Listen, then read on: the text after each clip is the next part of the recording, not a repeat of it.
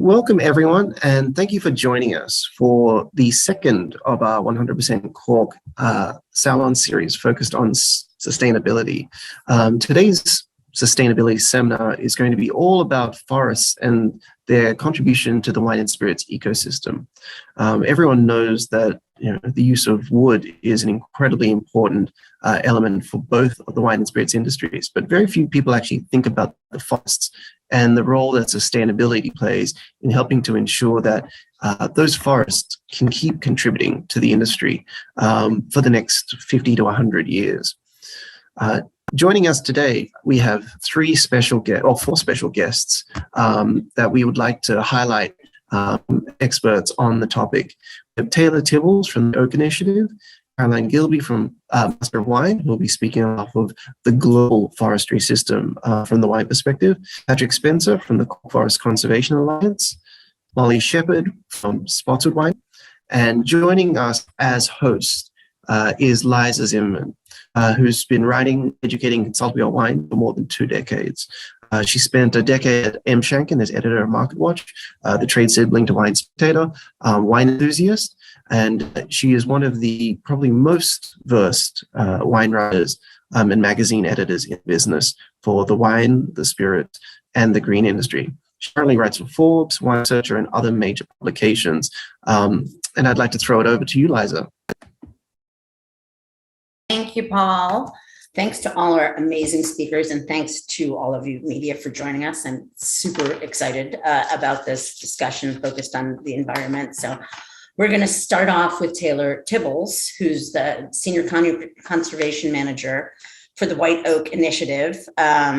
Its partnership efforts work with state agencies, conservation organizations, private land owners, and other stakeholders to develop and implement strategies to restore the long-term sustainability of America's white oak forests.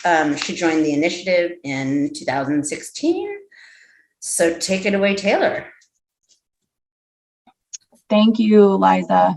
So my name's Taylor Tibbles. I'm the Senior Manager for the White Oak Initiative, the Senior Manager of White Oak Conservation at the American Forest Foundation. Before I joined the White Oak Initiative, I was working with family forest landowners with American Forest Foundation, working on one of our place-based partnerships in northern Wisconsin, helping those family forest landowners sustainably manage their forests. With the White Oak Initiative, I lead our partnership efforts. So I work with state agencies, conservation organizations, spirits and wine folks, and a variety of other partners to help develop and implement the strategies that are going to lead to long-term sustainable white oak forests. A little bit about the initiative, the White Oak Initiative. It's a diverse coalition of partners, all of whom are committed to the long-term sustainability of white oak forests and the economic, the social, and the environmental benefits that those white oak forests provide for us, for all of us, and the environment. It's a really diverse group of partners, as I alluded to, including many in the wine and spirits industries. Industry. And again, all of these folks came together around 2017 because they care about the sustainability of America's white oak forests. And they know that we need to address this issue now. And they want to prevent the potential catastrophic decline, really, of America's white oak forests and maintain those forests and maintain the benefits that those forests provide. Great. So let me ask you a few other questions. And also, we welcome all the media. We welcome your questions in the chat. And after each attendee stops speaking, I'll pass it over to you guys. But I can also kind of filter in your questions. So Taylor, we've heard that you're focused on some critical on-the-ground projects. Can you tell us a little bit more about them? Yeah, sure. I would love to. So we do have some really great on the ground projects happening right now through the White Oak Initiative. But actually, I'm going to start with our assessment and conservation plan that was released the end of 2021, because that assessment and conservation plan has really helped to guide and shape our on the ground work. So the White Oak Initiative released our assessment and conservation plan, and you can find the full plan on the White Oak Initiative's website. It's a science-based report, looks at our current state of America's white oak and white oak forests, and then we recommend a practical plan and some actions that will help us, all of us, avoid that further decline in the decades to come. So, you know, the report was directed by our White Oak Initiative Steering Committee and was produced by the American Forest Foundation and the University of Kentucky as well. The report features data from a regional spatial analysis. So think about the central and eastern United States, about 20 states where we gathered spatial data related to white oak forests. We also completed a family forest owner survey to understand the barriers that family forest owners are facing when it comes to managing their forests, specifically white oak forests.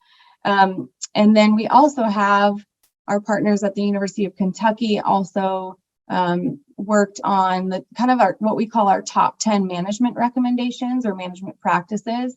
And these practices are really designed to provide sustainability benefits for oak forests through active management, with, again, focusing on the white oak. So, you know, there's harvesting and planting techniques in those top management recommendations that are specifically designed to improve regeneration of white oak and the strength and vigor of white oak. Maybe the more fun part is what we're currently doing on the ground now. We have a handful of projects through our partners, through a variety of partners with the White Oak Initiative, and they're really putting in place the research findings, management practices, et cetera, that came from our assessment and conservation plan. Partners are currently working on education and outreach to the management side. So forest practitioners and loggers, helping those folks really understand what or how their actions can help to regenerate white oak.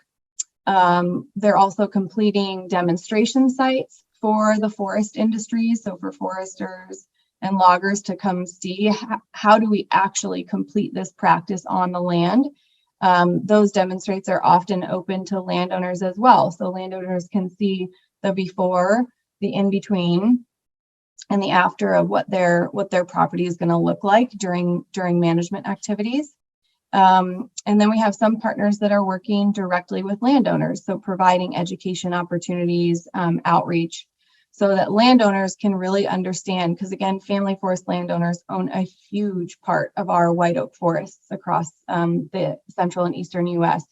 So to help those landowners understand how their management activities can promote long-term sustainable white oak forests, and not only for forest health, but then you've got to start thinking about the wildlife biodiversity and plant biodiversity, et cetera. So, and then right now, actually, we are in a third round of funding. So in the next couple of months, we'll be adding another group of on-the-ground partners. So that work is underway and growing, which is really exciting for us. So this is clearly bigger than white oak. So in general, what makes forests so key to conservation strategies? Yeah, so forests, particularly family-owned forests here in the United States, are really vital to conservation efforts. They can increase carbon storage. They can mitigate, when managed properly, mitigate really intense catastrophic wildfires. They can improve wildlife habitat, protect water quality and our water sources as well. Forests can increase our sustainable wood supplies when they're managed with that intention, with some forethought there. And then, we can't forget about the people, right?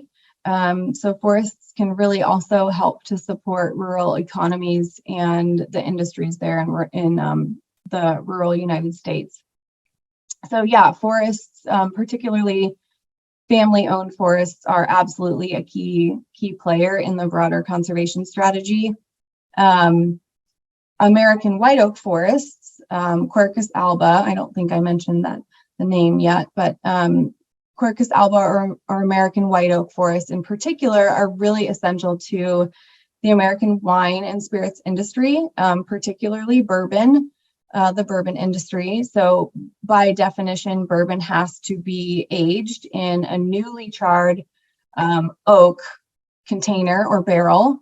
I think we always think of barrels there. White oak specifically is preferred for bourbon because of the taste that that white oak provides, and it lends to that caramel color of bourbon as well. And then white oak is a pretty cool wood in that it can expand and contract without leaking. So it's really a perfect vessel to aging bourbon specifically. I mentioned in that definition of bourbon that it's a newly charred oak barrel. So it's pretty neat what you can do after that barrel has been used for bourbon, as many of you may already know, but they can be used to further age other liquors, scotch, tequila, rum, Tabasco even is aged in old bourbon barrels, specific wines, of course, and then craft beer industry has also started to use bourbon barrels, old bourbon barrels as well. So without white oak forests, there's no bourbon industry. That's for sure. And you can think of the trickle down effect there too. So just to throw an economics number at you, Kentucky bourbon alone is estimated to generate $8.6 billion a year in revenue. So yes, forests absolutely play a vital role in the larger forest conservation strategy, but also our local and regional economies as well. So are there bigger and other issues for the wine and spirits industry with white oak? We kind of addressed bourbon, but what about wine? That's a great question. And really, my focus with the White Oak Initiative is obviously on the bourbon. We have a lot of folks involved in the initiative from the bourbon, cooperage, and stave industries. So I think I would hand that off actually to someone else on the panel who may be able to speak more to the wine portion of your question, Liza. No worries. Which forests do you think are at greatest risk right now, and what can be done to lessen or mitigate that risk? Yeah, that's a great question.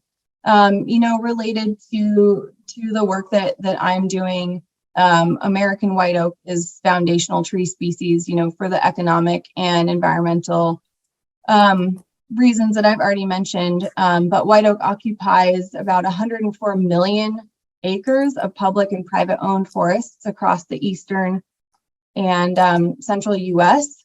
They are incredibly important for extensive plant and wildlife biodiversity, generate billions of dollars through industries such as flooring, cabinetry, furniture, and of course wine and greater spirits as well.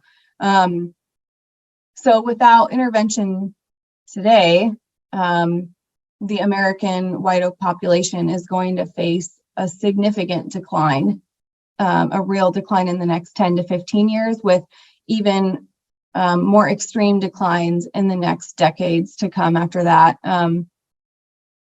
These declines, they're happening for a variety of reasons. Land management shifts, changes in the way that we're managing our land is a big one. Ecological changes, climate change, invasive species, insects, diseases, etc. But what we've really found,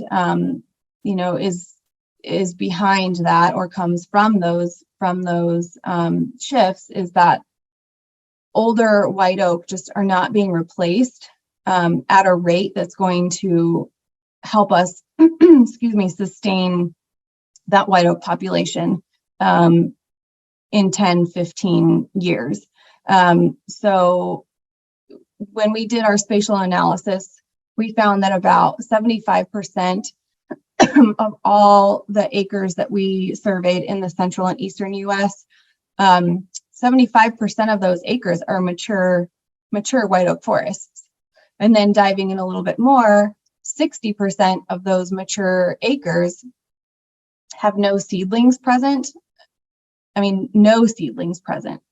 And almost 90% have no saplings present. So what this is really telling us is that the majority of our white oak forests in the eastern and central US are mature, and there is no next generation, or very little next generation.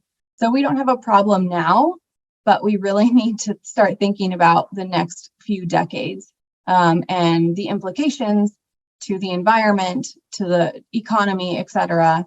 What's going to happen, when there is no white oak available for all of the industries that I mentioned, and especially the wine and spirits industry as well.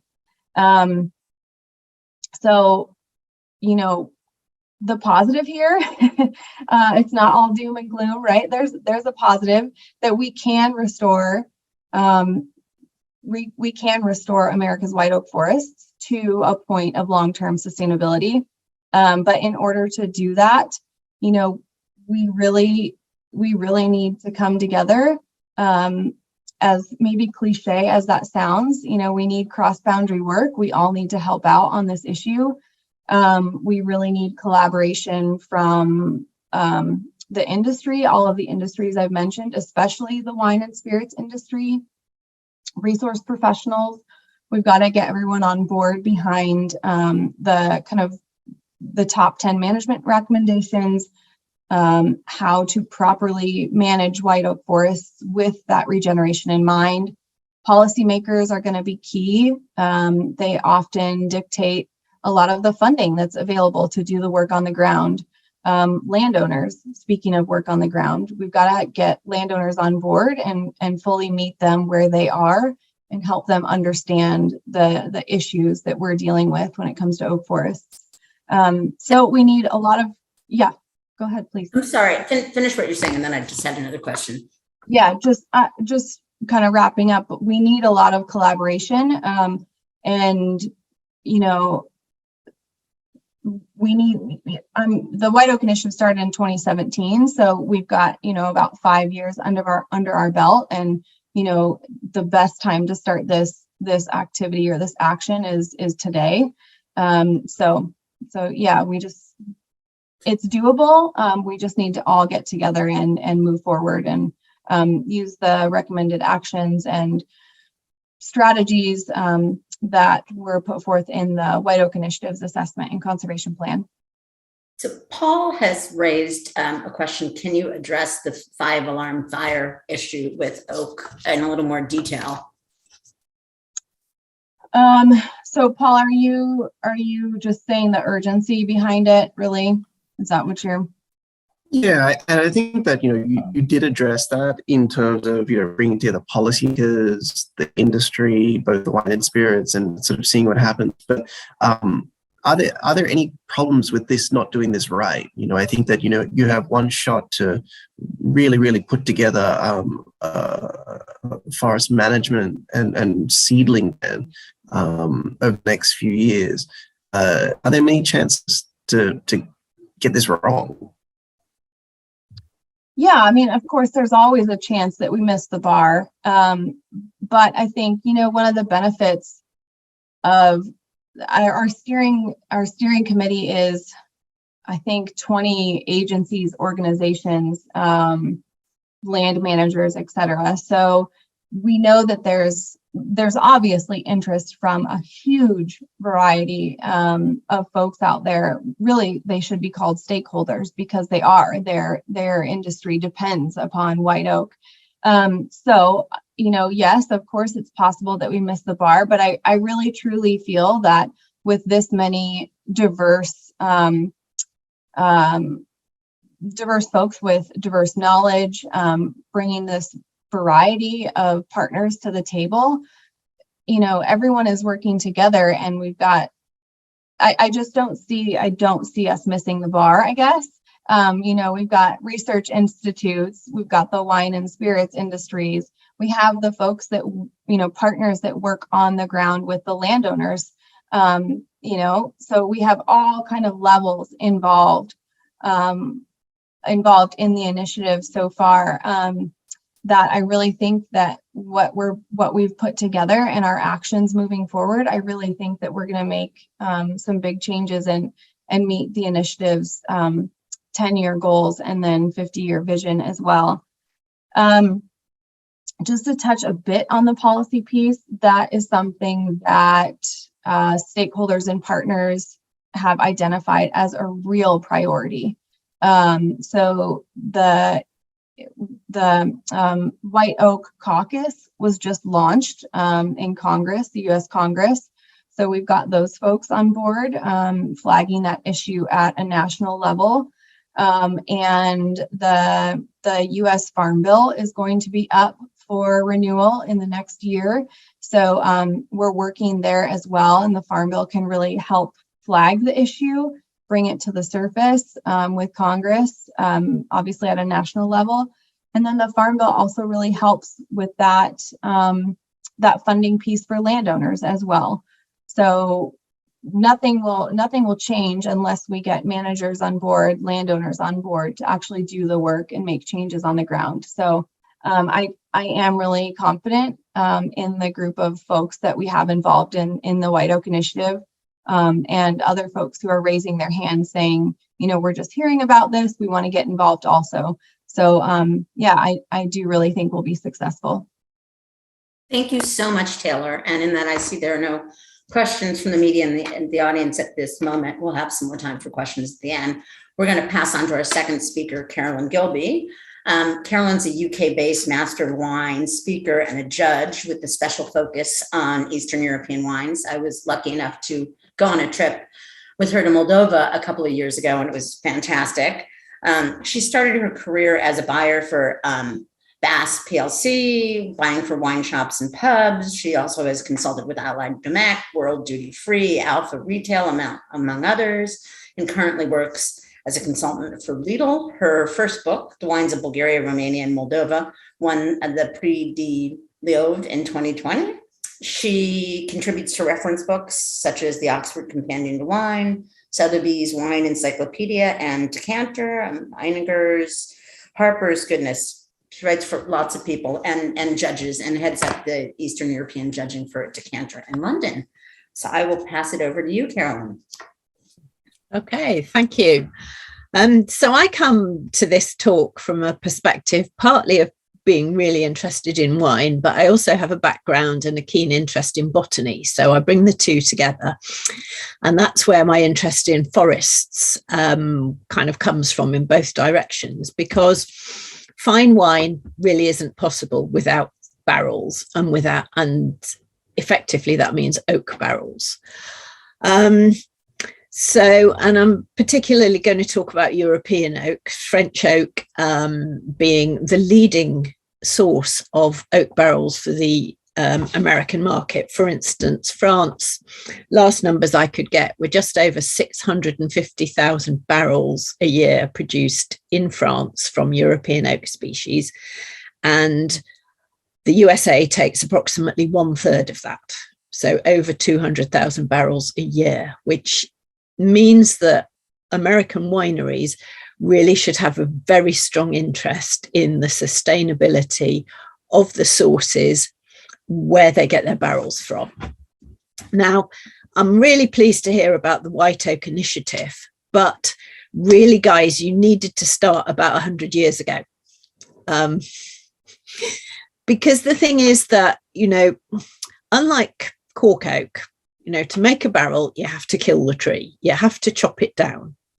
And to make barrels out of oak, there are quite specific requirements for the species of oak and for the age of oak and the sources. So there's a real terroir factor in here as well. The species of oak being Quercus robur, or the English oak, and Quercus petraea, the sessile oak. But yes, what's really important to understand is an oak tree has to be somewhere between 100 and 180 years old before you chop it down to make barrels from it in European terms, which is why the American industry really needed to start a bit earlier. Now, I'm glad it's happening, but luckily for the wine industry, there have been some quite visionary people that have introduced measures to protect forests quite a long time ago. So did you want to ask me some questions, Liza, or shall I keep talking? Absolutely. Can you give us a perspective above and beyond what you've discussed on the role of forests in France and other countries?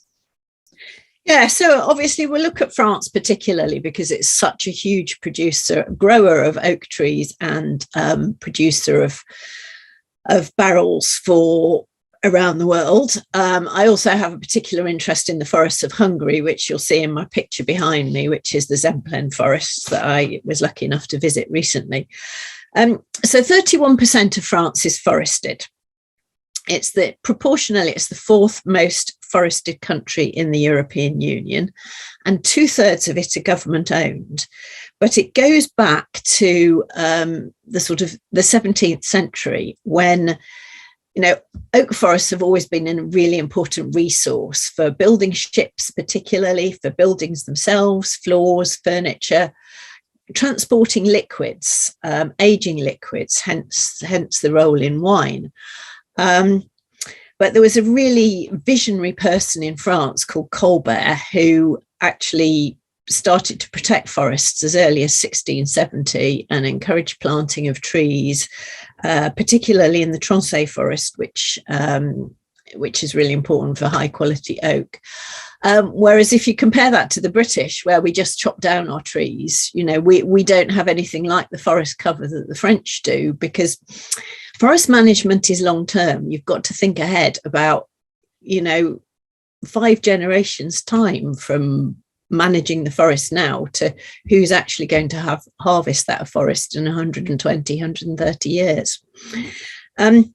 Hungary too has really strong forest protection, which actually goes back to King Sigmund in 1456 was the first code of protection in forests. So it does require these visionary people to say, forests are an important resource. We want what grows in forests.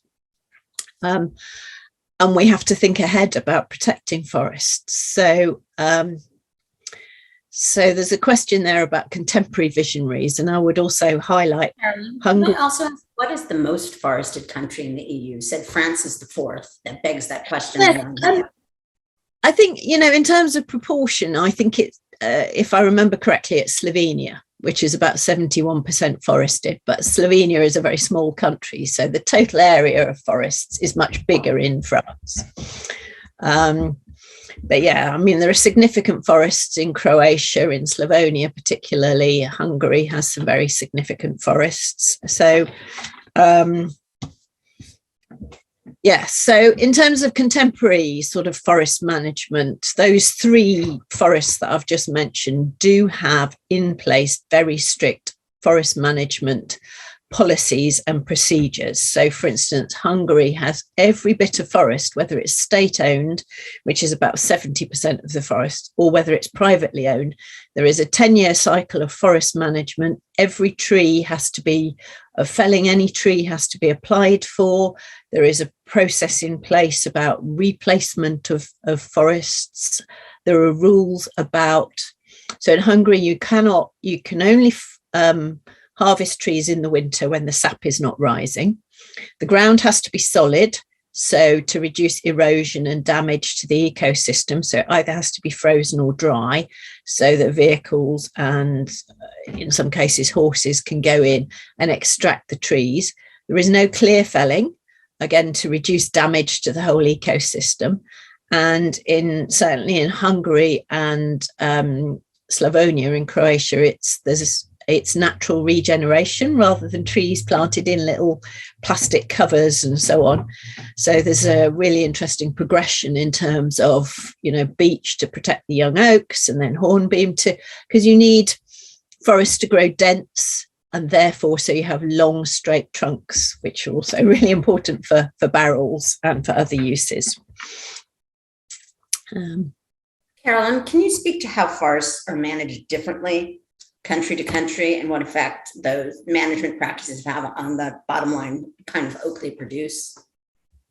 Yeah, well, it does make a difference, for instance, in terms of when you go into the forest. So I know Hungary only allows winter harvest. Slovakia, they can harvest all year round. So the fact that there is sap in the wood makes a difference to the quality of the wood and those green sappy flavors that you don't want to have in your wood if you're making fine quality barrels. So that means there's then an obligation, somebody trying to buy wood from Slovakia for good quality oak needs to insist on winter harvested trees.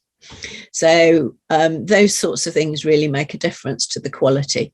Then you've got the species of oak as well, which is important, whether you have tight grain, loose grain, because it affects the flavours that are released into the wine, and it affects the oxygen transmission through the staves, and it affects the release of tannins into the wine as well, all of which come into play and are related to the climate, the soils, the speed that the trees grow, how humid the forests are, all those sorts of things.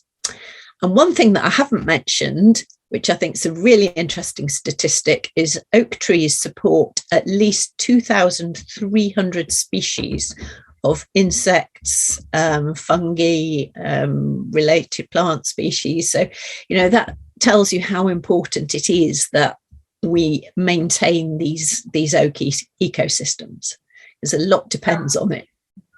What question I have: how do microclimates and terroir function as value-added influences for certain forests? Yeah, so how do forests affect the microclimates of the vineyard? Going back to the wine scheme of things. Also an interesting question that I think is not really explored enough. But for instance, the influence of the microclimate is, so Quercus petraea, which is regarded by many wine producers as the superior oak species because it has slightly sweeter flavors and it's typically very fine grained. So the name comes from petra, which means stone, and it grows on thin stony soils. So there are certain places in the world, like the Zemplen Hills around the back of Tokaj in northeast Hungary and into Slovakia, for instance, the Tronçais forest in France, where the soils are very thin. So this becomes the dominant species. So it's 90% in Hungary, 80% of this species in the Tronçais forest, whereas more Atlantic climates like the forest around Limousin are very much Quercus robur, the English oak, which is slightly more tannic, but also better, different oxygen transmission rate. So again, it has an effect on whether you're trying to build sweetness in your wine or whether you're trying to build structure in your wine. All of those things are interlinked.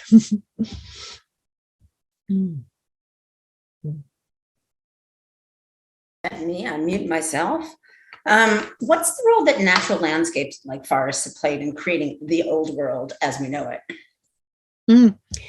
Well, I think a very big role, but it depends on the country very much. But natural landscapes have a huge impact on, the surrounding, even temperature. Trees measurably and for those of us that are living through the current heat wave in Europe, trees measurably reduce the temperature in the atmosphere.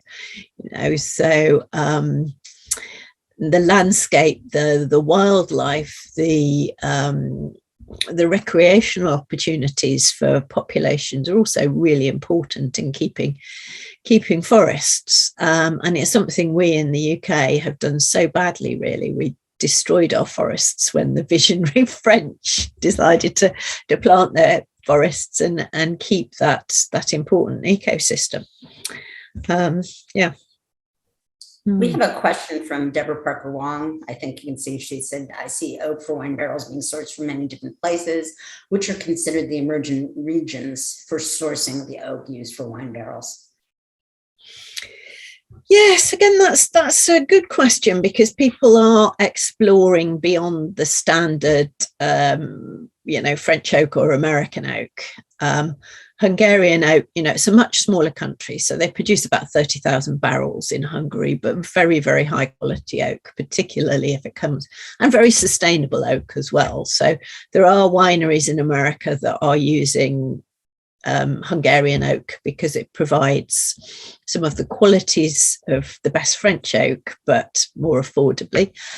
Transylvania, I'm not sure that Transylvania has got on top of its sustainability. I need to research that a bit more, but certainly in terms of oak quality, there's some very, very good coopers and very good quality of oak coming out of Romania.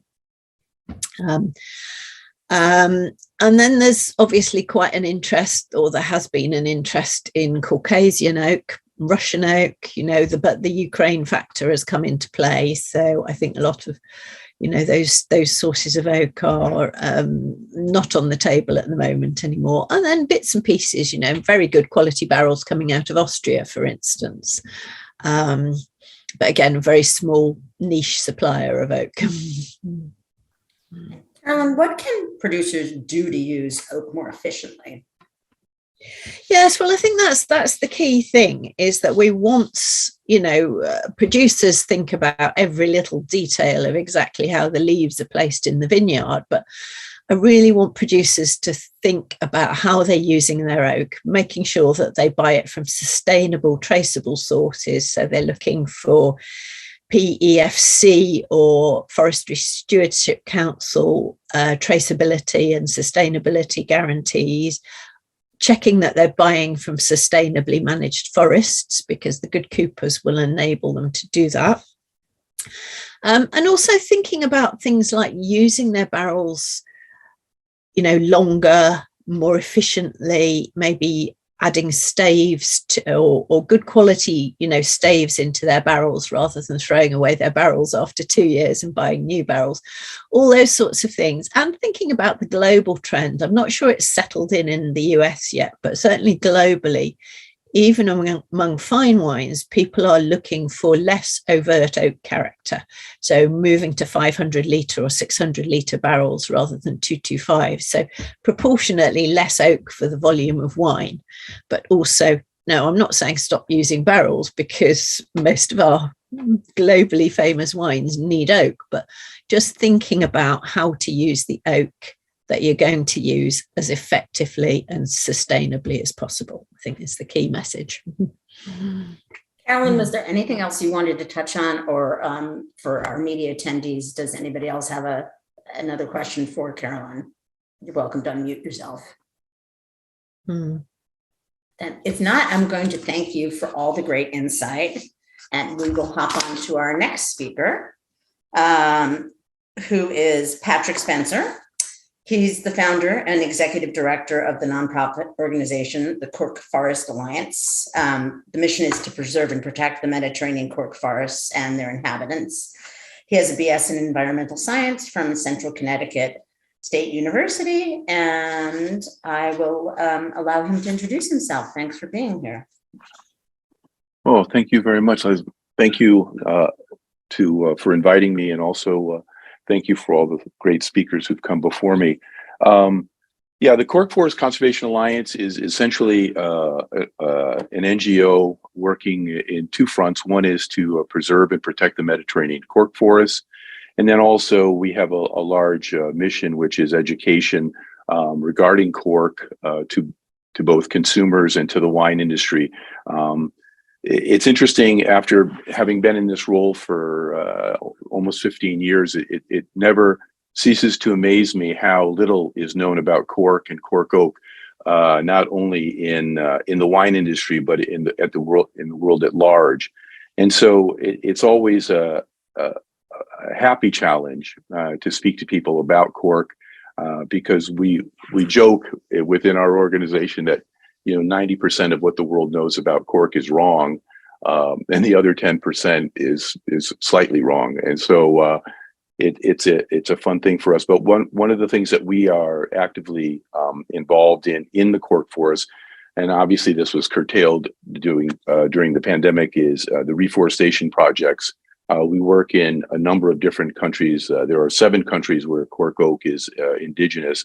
And in those countries, we do reforestation projects where we'll either advance the amount of cork oak that's being planted by the landowners, or we will do projects where we will remove invasive species like eucalyptus and replant and reforest with cork.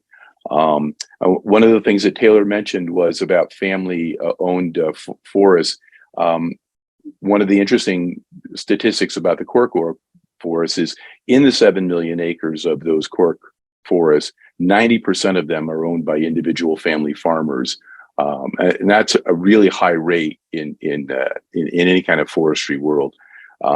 I also mentioned earlier that I'm on the International Board of Directors for the Forest Stewardship Council. And so this conversation around sustainable forestry has been really interesting to hear from different perspectives. And so with that, I will turn it over to you.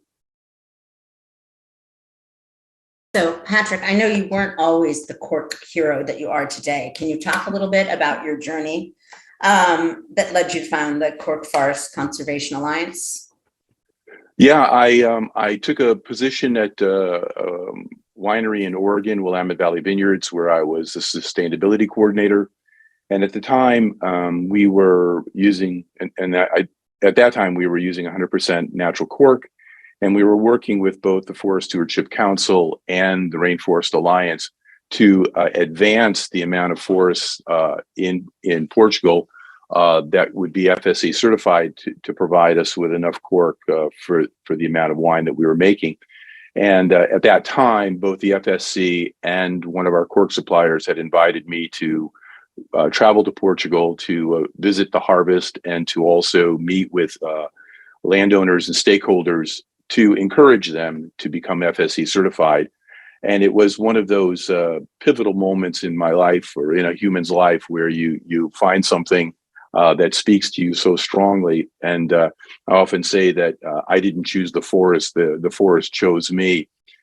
Learning about both the sustainability of cork forestry and the sort of intense integration of culture that surrounds the cork forest and the peoples whose livelihoods depend on it was really impactful. And what I realized was that, cork in the wine industry, though it can be a controversial subject, it's also in the public's mind, it's sort of just the closure. It's not, it isn't seen as an integral part of that process.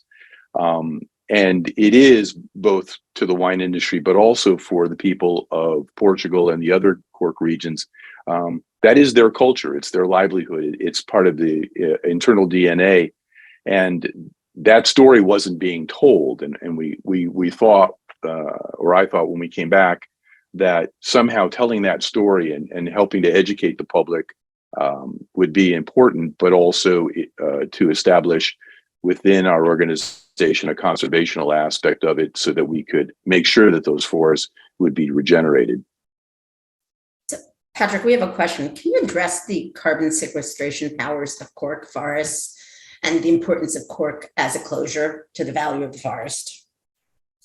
Yeah, I think, one of the things that we have to understand about forestry, and this really is a base statement, but there are only two things that produce oxygen on our planet, and those are the forests and our oceans. And so what happens with the cork forest, and though there are only 7 million acres of cork forest, they do sequester significant amounts of carbon. I think it's 20 million tons per year. And that in and of itself is a massive impact, because we talk about CO2 sequestration, and that's important, but what the added value in that is the biodiversity that the forests bring.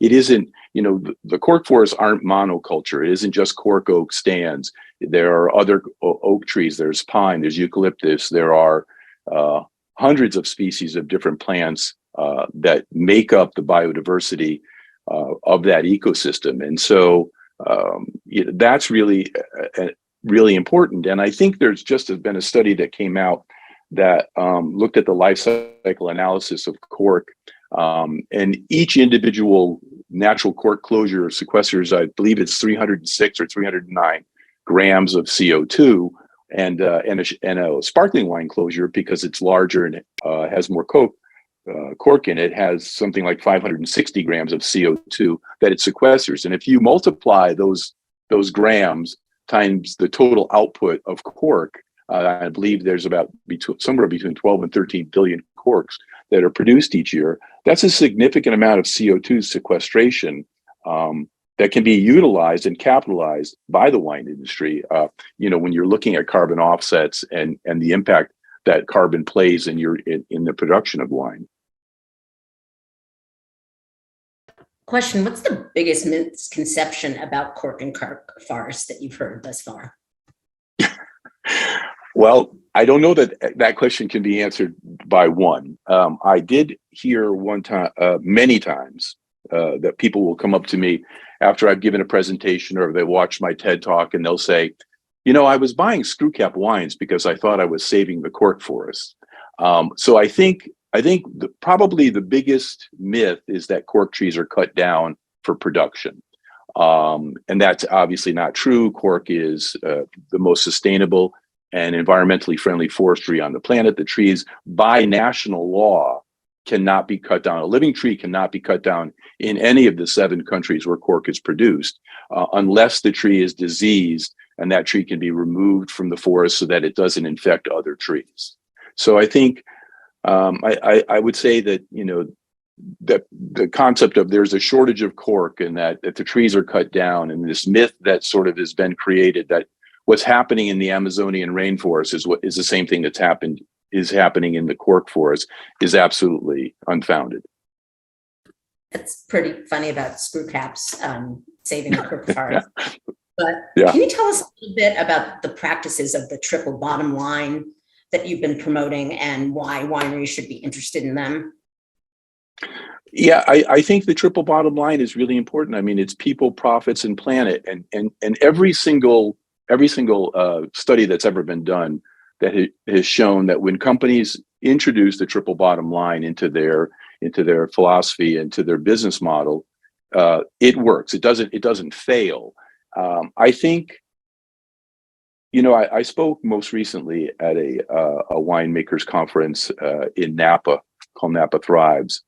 And one of the things that I addressed to the winemakers was this understanding of how critical we are, at what critical mass we are as far as climate change goes, and how that if we're going to be sustainable, that sustainability doesn't just affect the environment, it affects the people who work for you, it affects the bottom line. I mean, every study that I've seen in the last 10 years have said that people are now more interested in buying sustainable products, and products that are coming from sustainably sourced companies. And I think that if that trend continues, then any winery that introduces the triple bottom line is going to see growth for their product, because it does work, and it also promotes both the health of the planet and a happier working environment for their employees. So question, can you tell us what role recycling plays in sustainability for cork. Obviously, when you go to Portugal, you see shoes made of cork, you see floors made of cork, things we may not all be so aware of here. Mm-hmm. Yeah, I think the recycling of cork is an interesting question because it happens in smaller quantities in Europe. 10 or 12 years ago, there was no cork recycling in the United States. And I think it's important to sort of understand that there really, in the United States right now, there is no recycling of cork. There's upcycling or repurposing of cork. And when we started our organization, we started a recycling program or an upcycling program called Cork Reharvest. The primary mission for that program was not about recycling cork. Cork in a landfill is not necessarily a bad thing. I mean, it's certainly much better than a baby diaper because it's wood. And though we want to reduce the volume of material that it's going into our landfills, cork in a landfill again is not a bad thing. What our hope was in developing a recycling program was to provide an opportunity for us to tell a story, to dispel some of the misconceptions and rumors about cork. And so we developed a partnership with Whole Foods Markets. We're virtually in every Whole Foods across the United States. And our collection bins basically tell a very subtle story with 4 or 5 bullet points that, the trees are not cut down. There is no cork shortage. Screw caps and plastic closures are not good for the planet. And the more we use cork, actually, the healthier the forests are, which is counterintuitive to anyone who knows anything about forestry. If we think about clear cutting and the massive misuse of forestry, that's detrimental to the forest. But in fact, the more we use cork, the healthier those forests will be, because that will include planting new cork oak, which, unlike white oak for barrels, doesn't need 150 years to mature. It needs 25. And then we have some subsequent harvest. But I mean, within 45 years, you've got a highly producing tree that can produce tens of thousands of corks or cork for other products. Patrick, what would happen? Yes. So what would happen to the forest if people stop using cork closures or lessen their use of cork closures?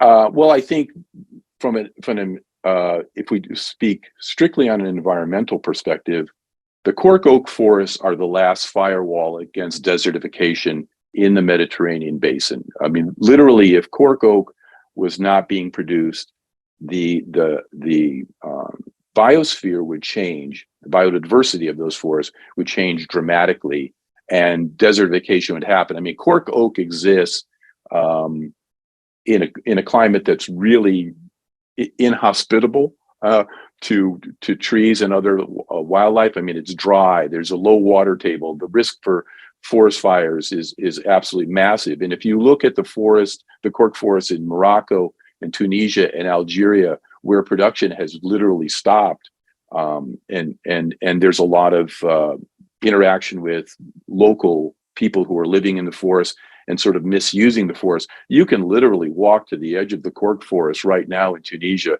and 1 foot further is the desert, and it's encroaching. And so just from an environmental perspective, we look at the CO2 sequestration, the loss of biodiversity, the desertification, and then adding into the human aspect, you would see virtually a culture disappear from our planet.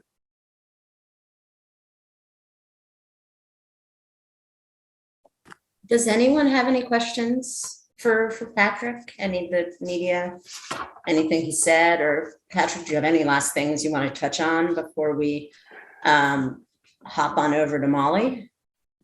I would just, in closing, I would just say, I think that it's really important that both the wine industry and the wine press really do the research, really understand the reality of what's going on and why cork is important, and ask some tough questions, and for the wine industry to make some tough choices.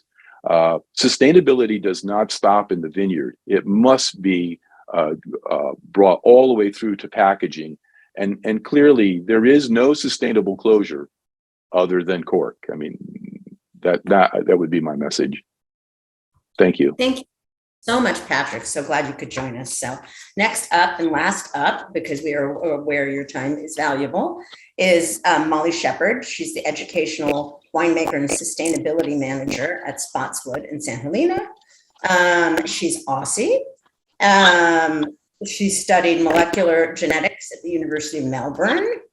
And in this unique hybrid role that she has at Spotswood, she combines her passions for winemaking, environmental stewardship, and communications by helping craft the wines in both the vineyards and the cellars. Welcome, Molly.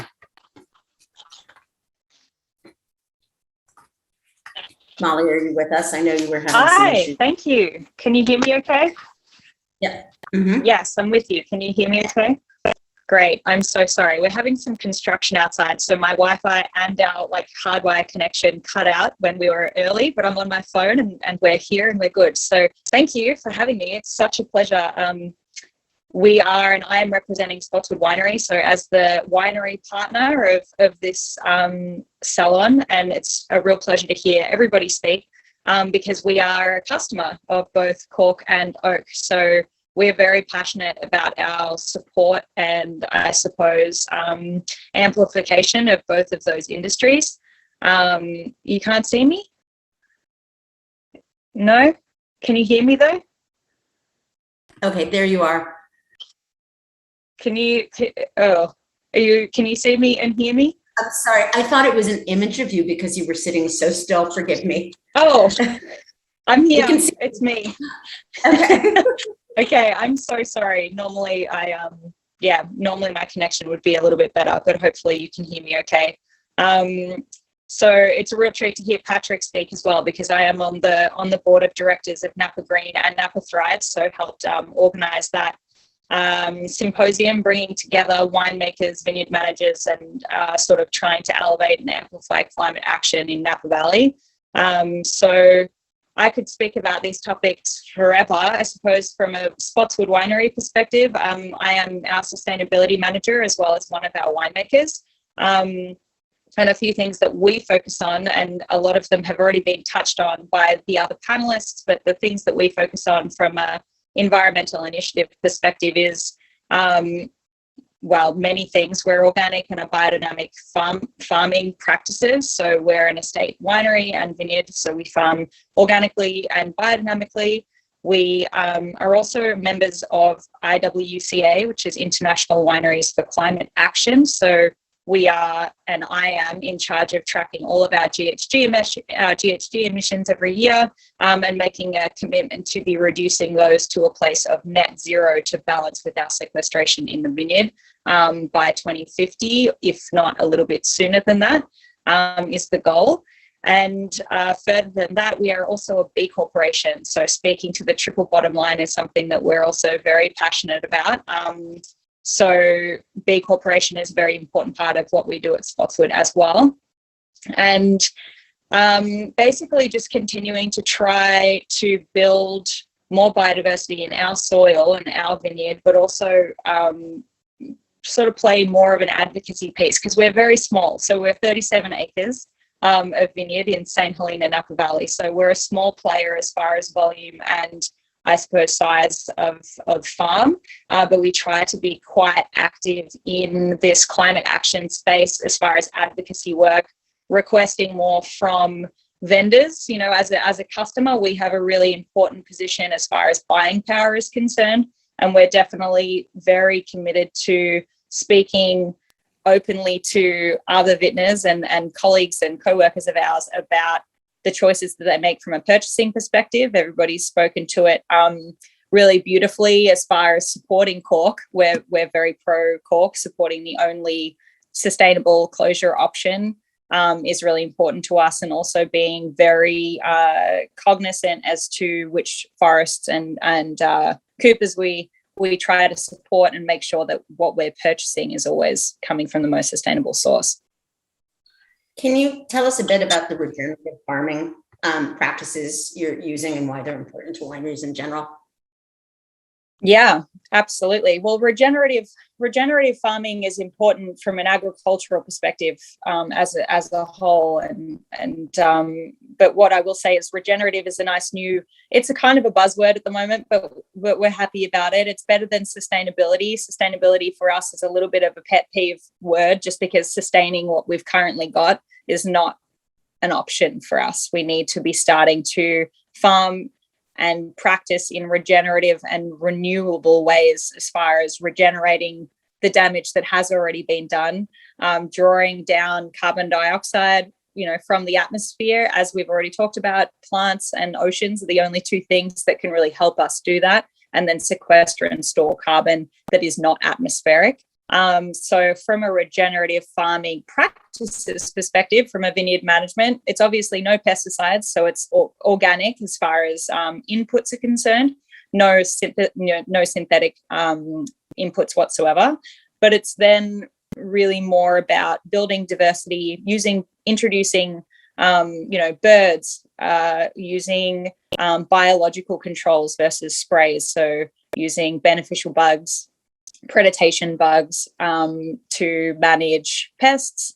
Cover crops are really important for us as well. So keeping soil surfaces covered as much as possible, having a wide range and diversity of different plants that, you've got your legumes that are more nitrogen fixers, you've got your grasses that can be permanent cover crops, always native also. Grasses are great for carbon sequestration because they've got such big biomass, large sort of scattered root systems.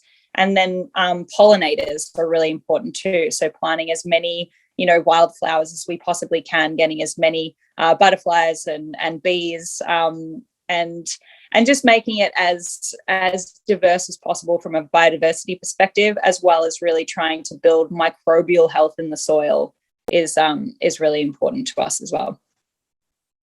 So what are some of the biggest challenges that wineries could make or face to improve their environmental stewardship and responsibility? Yeah, from a perspective of what vintners could do, I think there's 6 real pillars in my mind of sustainable wine growing, and honestly, a lot of these relate to any business whatsoever. Energy efficiency, water efficiency, waste management, social equity and diversity. So also making sure you're looking after everybody. For us as a farming, agricultural based business, pesticide phase out, moving away from, for us, we've been organic since the 80s, but there's still a lot of work for a lot of growers to do to be moving away from synthetic pesticides, including glyphosate and all of those nasty things that people are still using.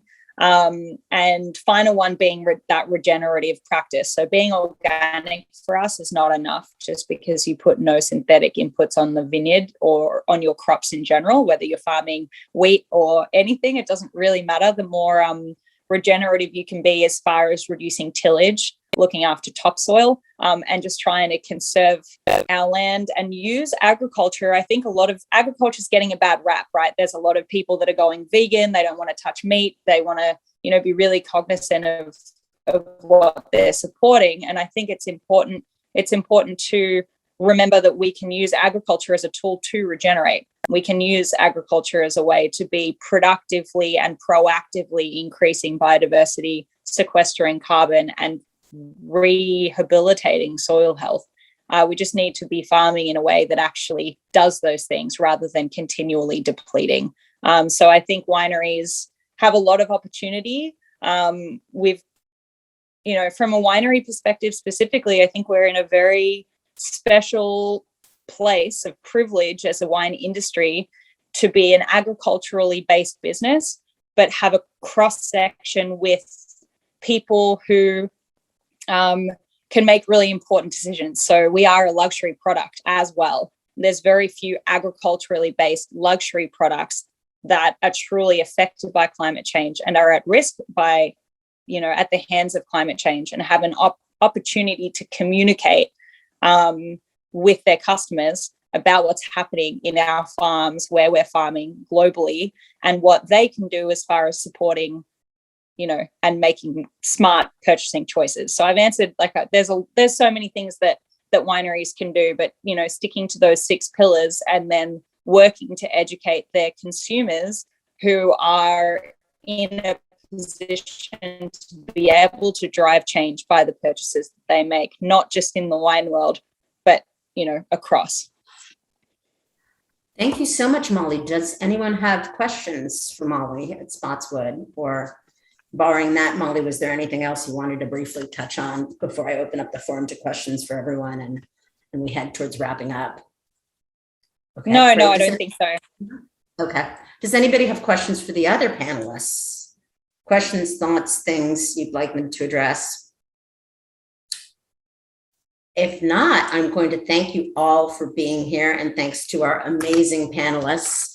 I want to respect your time. I'm glad we could share this information. We are recording it. We're happy to send you a copy of it. So thanks again. Okay, Thank you and very on much behalf for of inviting. everyone at the 100% Cork campaign, we want to thank Liza, we want to thank Patrick, Carolyn, Taylor, Molly. This has been, you know, a fantastic conversation about forests, and it's really, really important for people to understand that as the most natural, regenerative cork closure out there, sustainability is a wide-ranging topic, and we will be following this seminar up with a few other seminars that are sustainability in all its formats. We will be doing a certification and why it's important seminar coming up shortly, which will feature some Masters of Wine, including Jane Masters, who is the founder of the Sustainability Committee for the Institute of Masters Wine. And it should be an incredible conversation. So please keep a lookout for the upcoming seminar, which should be taking place next month. But thank you very much to all of our guests and to Liza Zimmerman today.